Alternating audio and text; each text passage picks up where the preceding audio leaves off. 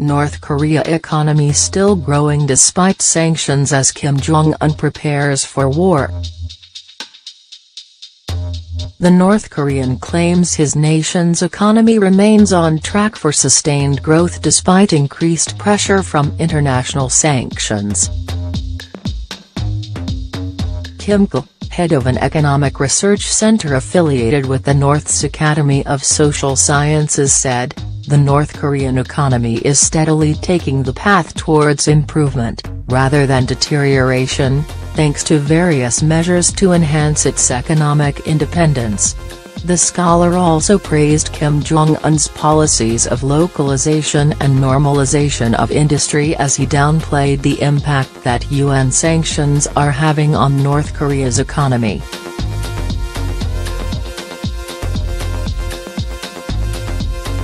Mr. Kim said, "At the time of the arduous march of the 1990s, imports of raw materials and components were inevitable as local production was not normalized.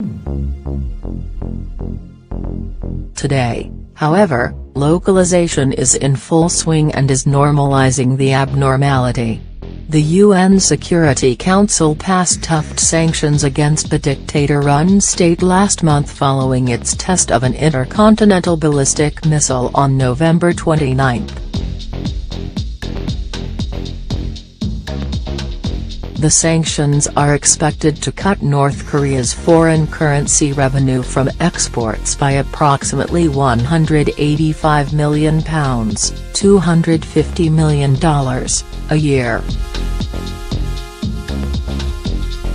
Scholar Kim Jong, however, dismissed any negative impact from the UN sanctions, adding that income is steadily increasing thanks to rising business transactions.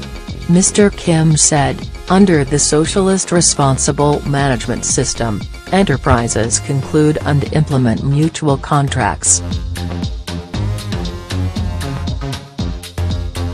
As the hostile nations toughen sanctions against us, business-to-business transactions of new products increase, contributing to a rise in social net incomes." He also discussed North Korea's industry-wide efforts to scale down its dependence on petroleum and at the same time increase the use of coal in the energy sector.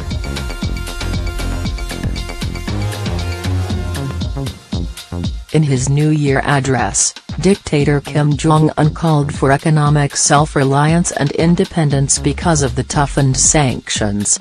Meanwhile, North Korea has been warned that it could face a strong military response if diplomatic talks with South Korea fail. The U.S. Secretary of State Rex Tillerson said that while diplomacy was preferred, those diplomatic efforts are backed by a strong military option if necessary.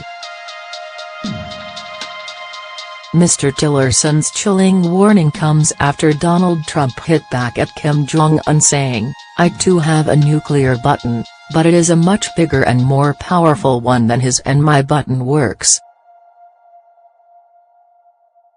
The U.S. president's comment came as a response to the North Korean dictator's New Year speech, where he threatened the U.S. and claimed a nuclear button is always on his desk.